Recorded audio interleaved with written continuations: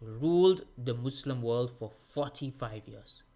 45 years, which are essentially considered, 46 years, again, depending on uh, which direction you round it off, right?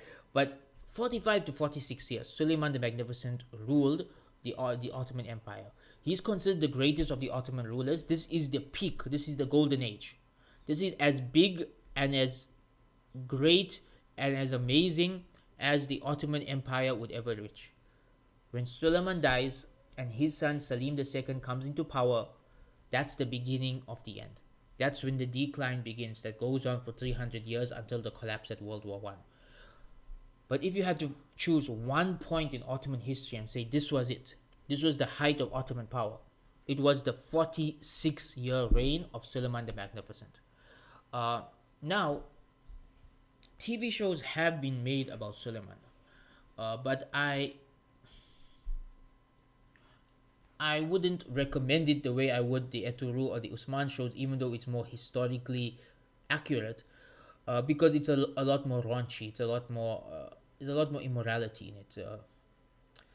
You see, that show was made a generation before the Ertugrul shows, and Turkey was a bit more of a modern place at that time. So the show has a lot of things in it that wouldn't be acceptable for Muslims to view. Uh, Although historically it's very accurate. It's far more historically accurate than the Ertugrul or Usman shows. Um, and it covers the entire 46-year reign over 5 seasons, really showing the political intrigue, the family life, the military conquests, the power of Suleiman the Magnificent. Unfortunately, it also has a lot of immorality in it, therefore, uh, it's not something I would recommend, right? Nonetheless, it exists for those of you who want to know about it for knowing what resources are out there. It does exist, right? So Suleiman the Magnificent, he ruled for 46 years, and he's considered the greatest of the Ottoman rulers. I mean, he's called the Magnificent for a reason. His reign was magnificent. His palace, right till today, his palaces are still up there. Uh, Many of the buildings built in his time are still up there. What's interesting about Suleiman is that it's not just him that was amazing, but it's the people he surrounded himself with. His Grand Vizier Ibrahim Pasha, his wife Hurrem, his head Alim or Mufti Abu Sud Effendi, uh, the head of his pirates, the head of his pirate troops, Barbarossa, um, someone else who came to mind. I just slipped out of my mind now. But nonetheless, these are all famous people, right? And all of these famous people lived in Istanbul in the reign of Suleiman the Magnificent, were close to him, worked with him, and contributed to the greatness of his reign. That this was a time where just all of these different forms of greatness combined. We had great ulama like Abu Sud Effendi. We had great politicians like Suleiman the Magnificent. Uh, we had some of the most famous women in Muslim history like Hurrem Sultan. We had great pirates in Muslim history like Barbarossa. And all of this at the same time, contributing to the greatness that was the reign of Suleiman the Magnificent.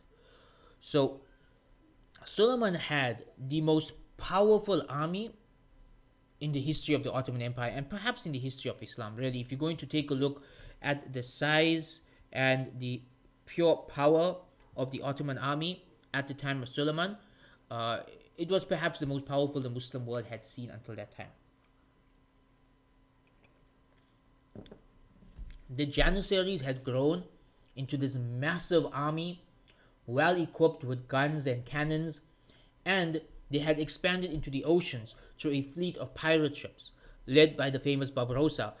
So they were able to invade many European lands that were islands or that were far away from the coast of the Ottoman Empire, and were able to raid these lands and take over these lands. So the uh, the army of Suleiman was very powerful, and he was able to conquer many territories to such an extent that his army or his empire, and this is the height of the power of the Ottomans, his empire was spread over 3 continents, right? Africa, Asia, and Europe. And what is today 21 countries. There are literally 21 countries in the world today, that combined together were the Ottoman Empire at the time of Suleiman the Magnificent.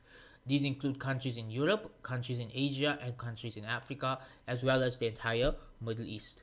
Um, in general, he was considered a just ruler. There are some controversial things that he did, and this is for anyone in power. I mean, you're going to stay in power for 46 years, dealing with family members and friends trying to take their power away from you. Then you're going to deal with some, difficult choices. And Suleiman definitely had to make some difficult choices to keep his empire together, to keep his empire stable. There were rebellions internally, um, from the Janissaries, from some of his closest friends, from some of his family, and he dealt with these sometimes in the right way, sometimes in the wrong way. But in general, he was considered a just ruler in his treatment of the average Muslim and his the way he ran his kingdom. Muslim and non-Muslim alike were given all of their rights in the Ottoman Empire during these 46 years of greatness. So this is the golden age, right? If you had to if you had to expand the golden age, you would say from Muhammad the Conqueror to Suleiman the Magnificent. If you had to narrow it down to one reign, it would be these 50 years, these 5 decades in which Suleiman ruled the Ottoman Empire. That this was the height of its power, the height of its greatness. And I just remembered the one more person I was supposed to mention earlier, Mimar Sinan. Mimar Sinan was the head architect of Suleiman, right? And he is considered the greatest architect in the history of the Muslim world. Many of the buildings that he built 400 years ago during the reign of Suleiman the Magnificent are still working today. They're still operational, they're still around. They have survived multiple earthquakes, and you can find them across the Muslim world in many different countries, particularly in Istanbul. Many of the classical palaces and masjids in Istanbul that go back to the time of Suleiman the Magnificent were built by Mimar Sinan. So again, look at the people surrounding Suleiman. Uh, Abu Sud Effendi was the greatest scholar of that time. Barbarossa may be the greatest Muslim pirate commander of all times. Mimar Sinan is the greatest Muslim architect perhaps of all time. And all of these people work for Suleiman the Magnificent. So you can see why it's considered a magnificent reign and a magnificent time for this empire. So many historians, including many non-Muslim historians, consider Suleiman as the greatest king of that era. That 400 years ago, if you looked across the entire world, Muslim and non-Muslim alike, there is not a single ruler that comes close to the power, the glory, the justice, the length of reign, and the accomplishments of Suleiman. Right? This is by far the greatest king of that century. He conquered many European lands, so many parts of the European world, particularly the Balkan areas and areas surrounding Hungary, like the Hungary Ottoman borders, became part of the Muslim world during that time, as well as many of the islands off the coast of Europe, thanks to his pirate armies. But Suleiman had one weakness that would eventually lead to the downfall of the Ottoman Empire, or bringing the cracks for the downfall empire, and that was his love of his wife Hurrem, which would cause him to make some disastrous uh, political mistakes that would eventually see the end of the golden age and the beginning of the decline period. So, what else do we know about Suleiman? Sorry, I mistakenly repeated a slide here.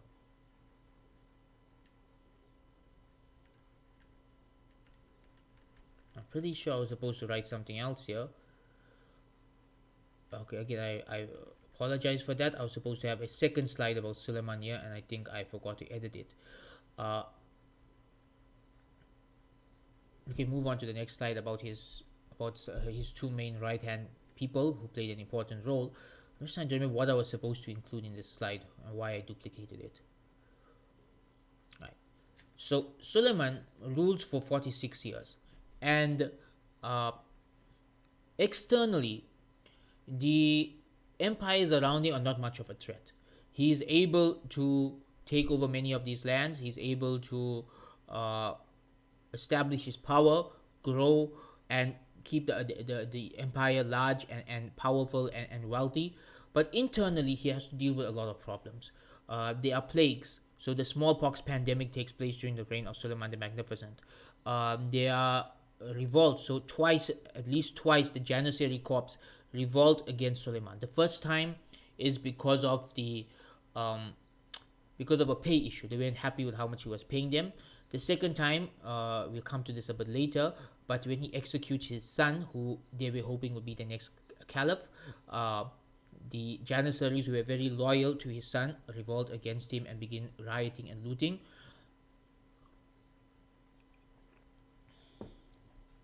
And the third big problem he faced was his family. So in Suleiman's family, because he is this rich and powerful ruler over this massive empire, the most rich and powerful person at that time, he develops internally some enemies that will eventually cause the downfall of the Ottoman Empire in the long run. Now, what's interesting, I want to look at two people who were very close to Suleiman and examine their lives, because what's interesting about studying their lives is it really shows us how different slavery in the Muslim world was compared to the West. And we have to discuss this very controversial topic of slavery. The fact is that slavery is not haram in Islam. And for a person, through a war, to take prisoners of war and enslave them and become the owner of those people is not technically haram. It's not haram either for a man to have a intimate relationship with his slave woman. Right? These are things which are clearly halal in the Quran and in the Sunnah, and were practiced throughout Muslim history until recently, where because Islam does not command slavery, it simply allows it, and the whole world has given it up. Muslims have given it up as well. Right? It's not compulsory. It's just something it's not considered immoral the way it was considered immoral in modern society. And this is something very difficult for many people today to digest. The idea that Islam doesn't consider slavery immoral. But one of the ways to understand it is to realize that the way slaves were treated in the Muslim world was very different from that which most of us picture. Most of us, our only understanding of slavery is Western slavery, particularly America and the way they treated the African Americans. That's the only picture we have of slavery. Slavery in the Muslim world was a very different phenomenon. It was a man owning another person, but as per the rights of Islam, that person had to be treated well, fed well, clothed well, given opportunities to buy their freedom, given opportunities to grow as a person, and basically treated well. And so slaves triumph in the Muslim world. We already looked before at the example of the Mamluks. The Mamluks are the best example of how powerful a slave can be in the Muslim world while still being owned by another person. The next best example of that is the slaves of Suleiman, particularly Ibrahim Pasha and Hurrem Sultan, both of whom, at least Hurrem in the beginning and Ibrahim throughout his life, were the slaves of Suleiman the Magnificent. So who was Ibrahim Pasha? Ibrahim Pasha was in a sense, he went through the Janissary system, right? He was a slave for a Christian boy taken from a Christian village, raised in the Ottoman palace, given to Suleiman as a slave, and he was around the same age as Suleiman, and he was given to him as a slave as while he was still a young boy, and they became best friends. So again, the way people treated slaves back then, it wasn't how the West treated slaves. Rather, already we can see that the prince and his slave are best friends, right? And this friendship would last almost a lifetime. So Suleiman grows up, he becomes the king, and Ibrahim Pasha becomes like his head advisor. Not only does Ibrahim Pasha become the head advisor to the Khalifa, but he marries the Khalifa's sister. So he becomes his brother-in-law. Then he becomes the Grand Vizier. Now, the Grand Vizier is the most powerful position in the empire after the Khalifa. But while Ibrahim Pasha holds this position, he was technically even more powerful than Suleiman. What do we mean by this? Suleiman was very distracted by family life. He had a large family and he wanted to make time for them. So, because he loved and trusted Ibrahim so much, he handed over to Ibrahim the authority to run the empire. So Ibrahim Pasha, as the Grand Vizier, would meet with delegations, meet with diplomats, issue verdicts. He basically ran the empire. It was almost as if he was the caliph, while Suleiman was in the palace enjoying his time with his family. So at one point in time, Ibrahim Pasha is literally the most powerful person in the world. He makes the decisions about war and peace. He makes the decisions about economic growth and anything related to wealth. He makes decisions related to reform of society. He is the most powerful person. Uh, Suleiman hands over everything to him, trusting him fully, but Ibrahim's still his slave. So here we have a man's slave who is also his best friend, who is also his brother in law, who is also his grand vizier, who is also the man he hands over the full authority to run the kingdom to. And Ibrahim does this for many years, perhaps 8 to 10 years, right? I can't remember the exact amount. But for many years, Ibrahim is running the kingdom despite being a slave, and Suleiman is enjoying family life. Everything's going fine until Suleiman discovers that Ibrahim had been uh, deceiving him and using that power for personal gains. So it seems that once Ibrahim became the most powerful person in the Muslim world, he became arrogant, he became greedy, he began to misuse state funds for personal gains, he began to have nepotism in terms of who he would appoint to power. He began to have a lot of secrets from Suleiman that Suleiman wasn't happy with. Suleiman gave him a chance, gave him another chance, uh, spoke to him privately, took power away from him for a while before giving it back to him. But every time Ibrahim returned to a position of power, his arrogance would come back, his greediness would come back. And there is a conflict at this time between Ibrahim and Suleiman's wife Hurrem, who we'll discuss in the next slide. That Ibrahim Pasha, he hates Hurrem and he does not want her children to be the rulers after Suleiman. So there is this ongoing espionage between Ibrahim and his allies and Hurrem and her allies. So eventually, she manages to get some documents and records to show to Suleiman to prove that Ibrahim has been misusing funds. And when Suleiman sees this, it's clear that Ibrahim Pasha has been misusing funds. He gets a fatwa from Abu Sud Effendi and has Ibrahim Pasha executed. In the middle of the night, he is strangled to death, buried in an unmarked grave, and that is the end of Ibrahim Pasha. So why is this story important? Well, this story is important for many reasons. Number one, it shows us the humanity of these people, right? That these were people put into positions that we can't even imagine, and it got to their heads. Greed, arrogance, infighting, murder.